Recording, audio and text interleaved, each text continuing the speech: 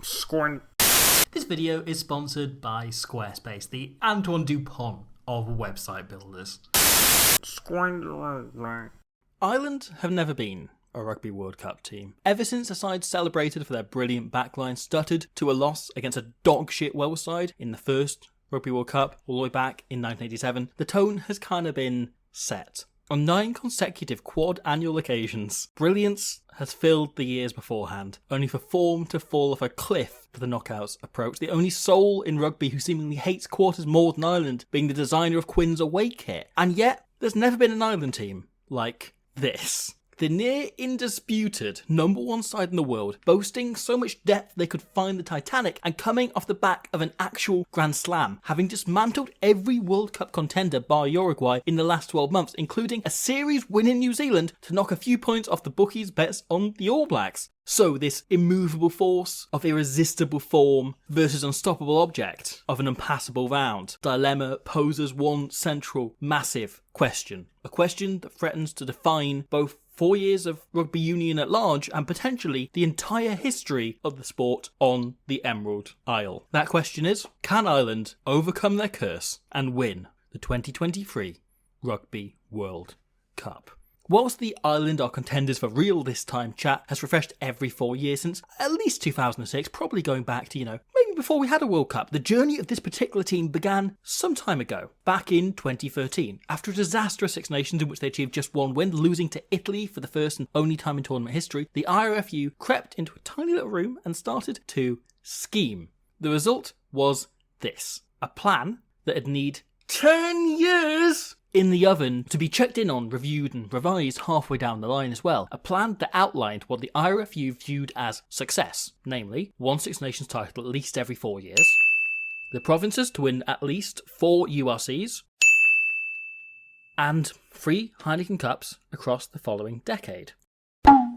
The IRFU identified a very clear path in order to get there. Despite only bringing in 14% of the union's revenue, 39% of their funding would go into the provinces, the domestic sides. Now, 2013 was also the year that Toulon, backed by a bored millionaire with nothing better to do than assemble his Rugby 08 dream team in real life, won their first Champions Cup, and European rugby scrambled into a sugar daddy standoff. Going in the opposite direction, however, the IRFU incentivised their provinces to spend money on academy pathways, with the union itself topping this up by pouring an additional 7% into elite player pathways for the provinces. This was such a success that it was upgraded to 11% in 2017, making it 11 times what the IRFU put into their women's programme. The short-term shutout in European finals was quickly lifted. After 6 years of near misses, in 2018 Leinster rebuilt and finally made another final where they came up trumps, securing a 4th start on the jersey with a 5th, surely no more than a year or 2 away, thanks to a team bolstered by enormous amounts of young talent. 19 of the 23 that day came through the club's pathways. Admittedly, one of them back when it was more like a streak of mud on some grass where a few people had walked as well before. But regardless, the first bunch from Generation Strategic Plan, whose development had been built and bolstered by that increase in funding, was now taking the familiar jersey to familiar heights once again. Leinster have since turned a promising pathway into the best academy system in the world by some distance, a production line of emotionless clones you've never heard of, clogging up team sheets week on week as they dismantle the opposition except for Munster and La Rochelle. This is almost entirely down to investments made in their school system. Dublin has such a rich tapestry of super posh schools full of kids who all look like Gary Ringrose somehow that they were essentially able to build into 14 separate academies, all feeding upwards to their own. The gang Leinster are building right now, starting with the Ryans and Dorises, which incidentally sounds like a play from the 60s about a family who find out the couple next door are gay, have all essentially been full-time pros since the age of 14. Their school setup geared towards rugby. But the younger core, we're talking Penny, O'Brien and Osborne, which I'm pretty sure was the name of Inspector Gadget's sidekicks, were younger still. And current under-20 players like the absurdly hyped Sam Prendergast probably had their first professional contracts mushed up for them because they hadn't yet learned how to chew. This smart strategic investment by the IRFU a decade ago has now given each province a conveyor belt that's the envy of every other pro club in the world. But Leinster have 14 of them. It's a system that everyone will be replicating and copying if only it were possible anywhere anywhere else in the world. As such, the Irish national team now has a near endless supply of talent, bolstered by being a tempting prospect as well for the Irish abroad to return home. The provinces are all well-funded, successful, and if you can crack the national team, there's a very decent chance you could pick up some trophies or two, free trophies. Be nice. And that was certainly the case in this year's Six Nations, as Ireland borderline dominated the competition, playing the rugby equivalent of, I've used this analogy before, a Girls Aloud song. They're exceptional, they're entertaining, they're high energy, they're fast and ever-changing, but most importantly, built on accuracy and execution and assembly of the right elements conducted by one bloke in his mid-50s, rather than anything messy like flair or artistic expression. This try, finished superbly by a man who somehow looks like the concept of medical marijuana, Mac Hansen, is a perfect, clean example of what they do. The Irish attack is about two things: accuracy and efficiency. The construction takes 5 phases, and there's not a single fault by any player over that period. It's flawless rugby ran with pace. Murray takes the ball right up to the Scottish defence before dropping it off to Arkey. Watching a pretty chunky 9 means Russell can't shift focus fully until the last second, allowing Arkey to control the contact. This is very neatly worked. The back row then snap into action, 2 into the breakdown and the third carries, with the locks coming into the picture next, one clearing out and the other one carrying the following phase as they create an open side to attack. The ball is now incredibly quick, and Jawbone Sexyam organises the shape. They work 2 phases back towards the touchline, Jiggly Stardust carrying himself, the shape that was previously set on one open side now lined up near identically, but tacking towards the other touchline. Because the biggest block of players is still in midfield, it's much easier for 2 distributors, in this case Ringrose and Keenan, to slide from one end to the other than it is for Scotland to fundamentally reshuffle their entire line. In concentrating on this side of the pitch, because Ireland were as well, they've left themselves unable to cover the far touchline when Ireland spread it that far. Doohan caught narrow, allowing Keenan to put Hansen into space. It's a simple shift of focus that undresses a defence. However, going wide to wide is a play that anybody can run. We want to drill into why Ireland's attack is so much more efficient at turning these chances into tries than anybody else in the world. We need to look in particular at the work of one Mr. Jack Conan. Ireland's point of difference in attack is their work rate. Plenty of teams bounce back up and push their bodies to the limits in defence, but the speed at which Irish players get back into shape, perform a second task and benefit the attack again with the ball is simply better than anyone else. So Conan starts as number 8, he bursts off and hits the first ruck, drops back immediately and carries 7 seconds later. Sex Pig then takes it in and he's instantly back to his feet, set to run an absolutely superb tip-on dummy line. He's entering late yet entirely realistic and times it perfectly to block the eye line as Baird's pass goes in behind. He continues his run and disconnects Dempsey from Ferguson here, meaning the flanker needs to hold the space, which has a big knock-on effect in the defence. Tuipulotu's unable to drift hard immediately, meaning Jones and Van der Merwe are likewise held further infield than they would like to be if the line had remained intact, if not for Conan's intervention. It's a great spot and touch by Ringrose to call this out, allowing Keenan to angle his run to engage those drifting defenders. O'Mahony's straight line, meaning Jones can't shoot out, and then his pass is near perfect, allowing the weird Australian hippie Ireland keeper on the wing to squeeze in the corner. If we count operating at number 8, Jack Conan plays 4 roles in 18 seconds on attack. In fact, this work rate is becoming a real challenge for Conan as he found life off the pitch unable to keep up. That was until he discovered Squarespace. So easy to use and efficient was their website building interface that he could get through similar numbers of tasks just as quickly and efficiently as he can on the pitch, creating a beautiful website in just minutes with photos, datasheets, blogs,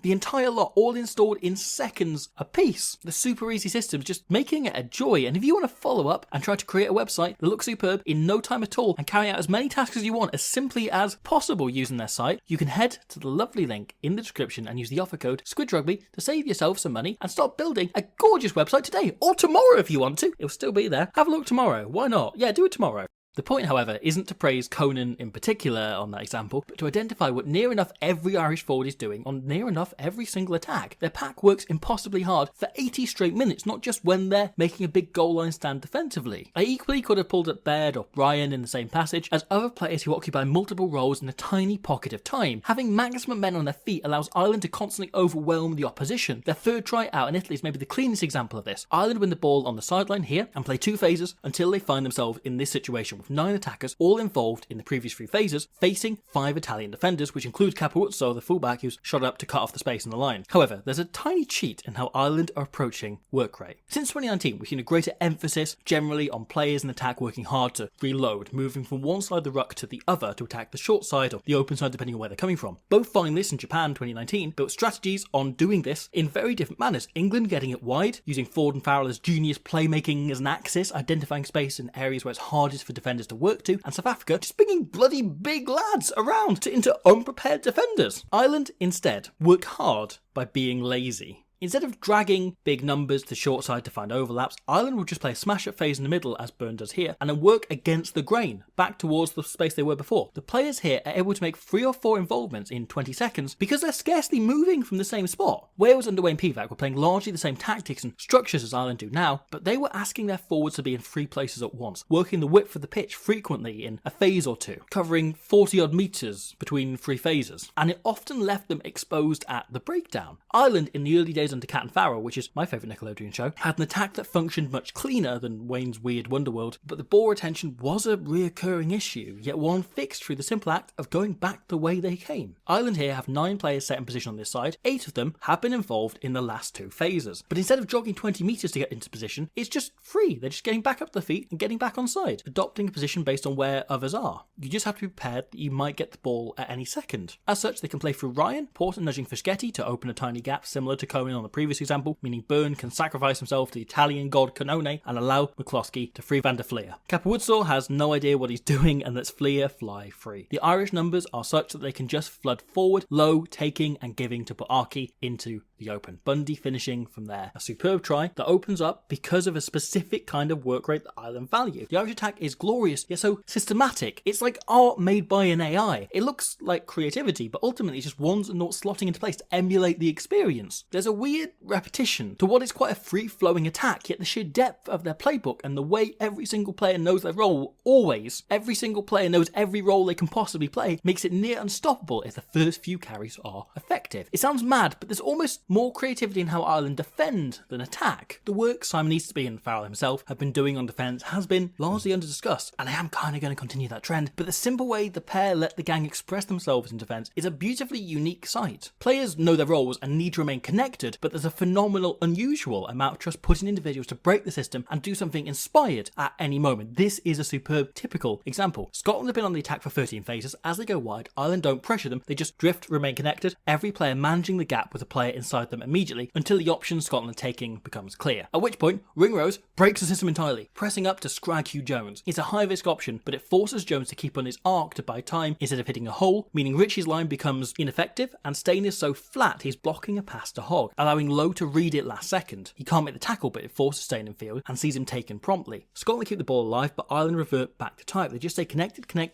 simple, and Russell spies nothing is on, so he just drops off to Ferguson to smash it up. It's a good carry and gets him on the front foot. Russell contorting the space well to get Hogg hitting a weak seam and smashing into Sexweasel. Except instead of just folding into shape to defend as guard next phase, James Ryan goes for another big express yourself read. He dives in for a big shot to try and put Hogg into touch. Sure enough, his momentum carries him over the touchline. Ireland win the ball back. It's deceptively risky here, right? If Hogg doesn't go out, Ireland are a body down in defence because Ryan's committed and shuffling on the fly with a huge hole now created here. It might seem obvious to a casual observer to join in here, but decisions like this are regularly coached out of players at professional levels because they bring fractures the following phase that may not be worth it. Yet it pays off because Farrell and Easterby trust the judgment of their players, not just, say, the number 13 and number 7. It all adds up to a package that you have to call World Cup contenders. And yet, Ireland have never been a Rugby World Cup team. Some may call it a curse, but whilst I can only speak as an outside observer, I think the reason Ireland have consistently peaked right before a Rugby World Cup is more down to emphasis. Where New Zealand, South Africa, Argentina, England, Wales, Japan, Uruguay have all primed their teams for peak performance at a World Cup, and France set everything up to fluke some format out of nowhere once a tournament kicks off, usually, which means they're probably going to do the reverse this time. Ireland have never been like that. Success, campaign by campaign, has always felt like the goal, rather than prioritising any one over another. They're not going to throw away a Six Nations to build towards a World Cup. And this has been a double-ended sword. Awesome to stare at for the most part, but painful when it comes to wielding. Time after time, Ireland have come up against sides like Argentina or Wales, who may not be better than them, but have built to peak at that moment for a year or two in advance, from both a conditioning and game plan perspective. We're still, however, at the likes of Japan and New Zealand last time out, who spent years, genuinely years, preparing for not just the World Cup, but the game against Ireland in particular. Waking nights, months out, spent plotting the most effective ways to take down one team in green in particular, a luxury of preparation the Emerald Isle has seemingly never given itself, because the love is shared across 4 years equally. A World Cup quarter-final is the culmination of 4 years' focus for some. For Ireland, it's usually just the culmination of the last 4 weeks. Hell, that initial strategic plan published in 2013 only mentions the Rugby World Cup once. More focus seemingly put from the things published in it on winning the URC the rugby's biggest showpiece. That does feel, however, slightly different this time. Yeah, also exactly the same. There are two parts to the question: can Ireland challenge for a Rugby World Cup? Part one is, are other teams going to figure them out in the next few months? And whilst those ring-rose-faced boys and girls may say this is classic "Please squidge being anti-Irish," I don't know why they're from the north of England, I feel pretty confident in saying the answer to that first question is yes. We had started to see it by the end of the Six Nations. England, a frankly, let's say, on the evidence of this year's championship, inferior team who were missing a man for more than half the match, were able to contort a game plan that kept themselves in it for over an hour. You give the likes of Razzie and Jacques, or Fabian and Fozzie 5 months to think on things, and that plan could be foolproof, especially when you look at the tools those three have in the locker. England did a magnificent job limiting Papafas's forces by not just fronting up physically and kicking the lever off it, but kicking and tackling smartly. Anthony Watson makes a sublime kick here that almost results in the 50-22, but whilst Lowe's reply is excellent and Farrell's covered, the next time Watson gets the ball, he identifies Ireland's defence has adapted to expect kicking and spreads it wide. England go right out to Arundel, and the Irish system being so smart and adaptive, one phase in field brings the winger up and opens this space in behind for Farrell to target with a Gary Owen, space being opened up all over because of how they're kicking. A few minutes later, Farrell sticks up this superb spiral bomb, and instead of contesting, Watson spots O'Brien, has got his technique wrong, and just plants himself in the other line and forces a fumble, netting them another big net gain. England were also incredibly direct on defence. A huge factor in the pace they can generate is how good Ireland are at getting front foot carries on first and second phase, crossing the game line directly off scrum or line-out through simple but effective starter plays, designed to just disguise which carrier is getting the ball. By selecting an astute midfield capable of leading a D on their own, England could match this first phase, and by picking the hardest hitting possible pack, they matched up on the subsequent phases. It's pretty telling that it took Ireland until the final stanza of the game to properly break down the defence that only tried up until that point, coming off a lovely set move from a maul before England were set. If you have smart big lads, you can majorly disrupt their momentum, but if you have a bench full of clever bastards, you can keep it up for 80. Because, after all, this team is built from that 39% investment in provinces, and there's one big blue blueprint for how this green machine works. And whilst there are very few teams in Europe capable of executing it, I think there is a kind of formula at this point for how you defeat Leinster. But as well as incredible physicality and excellent kicking game that La Rochelle brought and Munster brought, you need something I would call the bullshit factor. This team is phenomenal. Whether they're wearing blue or green, they're going to score points. So the teams that beat Leinster and now Ireland are those who can both take the set-piece launch pad away from them, be it the scrum itself or by having your defence front up on those first three phases so they don't get carries off the back of scrum and line-out, and that can produce moments of magic themselves, of unanalysable, unstoppable bullshit out of nowhere. La Rochelle, Saracens, the Bulls, the Stormers, and on the day Toulouse, Munster and Ulster have all three. South Africa and France, however, also most certainly have all three. It's a very loose set of instructions, but it's one that you know Razzie et al. Are already hard at work on perfecting. So this leads us to the second question, right? Are Ireland holding anything back for the World Cup? Is there any way they can get better, improve, grow and expand ahead of September? And to this, my gut answer, based on what we saw in the Six Nations, yeah, probably. This is from Ireland's Grand Slam game against England. The first time the Irish have ever contested European rugby's grandest prize in Dublin, making it arguably the biggest men's rugby match ever played in the Republic of Ireland. Dual loop sex chest goes for a cheeky quick tap. Atoje is the only player alert to it. He scrags him, allowing Farrell and Dombrandt to get under him, holding him up and giving England a goal line dropout. This is now from the game against France, their face-off against the other side vying for the world number 1 spot and the Six Nations defending champions. Andrew Porter gets held up over the line. It gives France a goal line dropout, right? From that resulting play, Ireland regather, Doris carries, and Ireland set to run a genius strike play that I went into huge amounts of details on my video on this game. Please have a look at that. But the essence is, Omani angles inwards to block a fold, 9 hits a prop on the short side and starts to loop round, at which point eyes are drawn to the scrum half, so they pop it inside to Hugo Keenan, coming from deep to explode through the gap. Keenan goes on and scores the try that opened France up and set a tone for the match. It also went on to become maybe the iconic try of this year's championship, one that got pulled apart and stuck on highlight reels left, right, centre. And then,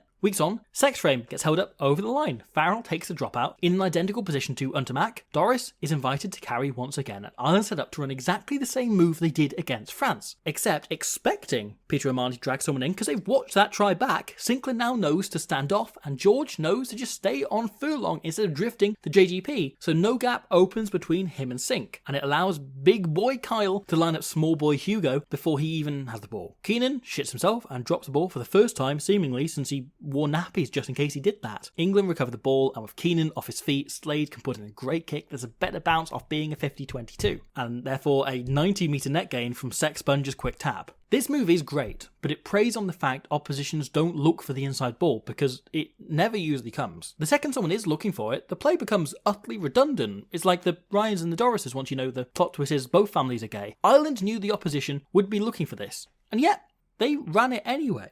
Then, second half, Ireland do this. It looks like a simple overthrow, which Omani knocks on, but it's very deliberate. Sheehan is aiming for the tail, and Pom darts from a lifting pod to the tail last second to get in position, with Van der Fleer running this line here. If this seems familiar, them tapping it down from the back to a player running an inside line, well, yeah, it's because it resulted in a try the last time England played in Dublin. Just 2 years ago, a game fresh in England's mind, a back row tap down to the tail to Keith Earls, allowing the most Irish-looking man this side of Omani himself to burst through and somehow skin a man to score during that weird Six Nations with no crowds that Wales won that we all decided to forget ever happened. But come this year's more standard Six Nations, Jamie George reads it instantly, calling for Itoje to attempt the intercept whilst he closes the space, and Willis flies up to smash his man, prompting an Irish knock-on. Or here, the first phase set move they execute perfectly against Italy is pulled out again in the second minute, and they make a nervy biggest game of our lives brand pig's ear of it, once again aided by Jamie George putting pressure on Gibson Park without ever committing, drifting and changing the timing for the Irish runners. The execution being off isn't the point, but rather that Farrell's 15 were reaching back into a bag of players they already use. Across that game, I was able to find a corresponding example of Ireland running the same play in the last 2 years for every single play, I believe, that looked like an organised move. Now, some of this is fine, it's unsurprising. A lot of Ireland's starter plays, as mentioned, are just to launch the kind of multi-phase attack that Matt Hansen scored off in the early example from the Scotland game. But for a team so fond of pre-rehearsed plays, a total absence of new plays for a game of this magnitude is fascinating. They're reheating last night's dinner for their 10th wedding anniversary. Especially so when it didn't take a huge amount for England to shut any of them down, just educating one front rower with a high rugby IQ already and hoping he has his eyes peeled. And this presents, perhaps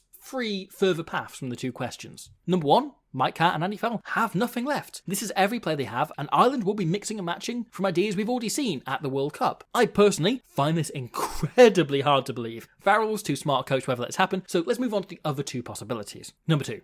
Catt and Farrell are holding things back. There are plays Ireland have been cooking up for a year, potentially more, that were labelled off limits, not to be deployed until the World Cup. So in that England game, they reached into plays they'd already been using because that was all they had left that wasn't off limits. I know for a fact Eddie Jones was doing this with England, so it's not off the table. And yet, Ireland have never been a Rugby World Cup team. They've never been a side who holds things back for a tournament, which leads us to number 3. The number of plays, sets and shapes in Ireland's back catalogue is enormous. And this summer will be used to divide a new bundle to target the teams they'll likely face during the World Cup, all whilst twisting and tweaking what they already have. The target on their back is a weapon they can now use to club people. Everyone is on the lookout for the inside ball ploy now, which suddenly makes the actual pass to the 9 on a move like this unexpected. Because the reality of the situation is Ireland are going to need all the tricks and tools they can get. The 2023 Rugby World Cup represents the best team Ireland have ever brought to the competition, faced with the worst draw they have ever had. There's only one of the top 5 teams in the world they wouldn't need to take on to reach the semi-finals alone before the 2 hardest games of the tournament, when they're the most fatigued, and even if they do get there, they might run into the same trouble Wales did last time. Georgia and Fiji were very winnable games for a team that were World Cup contenders then, but they're bloody physical, and running the same pack against Tier 2 rugby's 2 biggest sets of boys, as well as the Tier 1 scalps they need to claim along the way, knackered Wales out come the final 5 minutes of that painful semi-final. Tonga are brutal and reinforced by some pretty terrific new Patriots and a bell end, and Romania took Argentina to the final whistle 2 years ago thanks to their hella powerful maul and a huge pack, an enormous those Romanians, they're bloody massive. The Ringrose faces might say, I hate Ireland, but this time out, it really does feel like the rugby gods are the ones conspiring against them. Yet the level of depth and organisation shown in the Six Nations victory was such you can't possibly rule them out, even with the trickiest ever path to the final. And the level of calm they showed up in Murrayfield, as literally everything that could go wrong went wrong, felt like a huge turning point for me. Instead of panicking, the team just calmly strapped themselves down and held on until Scotland grew frustrated with their solidity, annoyed Ireland weren't imploding when they had every reason to, so they did it themselves. They just blew up and gave up on their usual game plan, letting Ireland walk home with a victory. Now, at the World Cup, they're going to face a few more patient teams, but that, to me, felt like the kind of game where World Cup winners are born, where the key game management skills that take you to the biggest title are forged. And it leaves them in a situation now with a task ahead that seems simple when you write it down in the 10-year plan, but very, very different once you're stood on French soil waiting for kickoff. There's just a few months to go, and it's now up to Andy Farrell and his squad to turn Ireland into a Rugby World Cup team.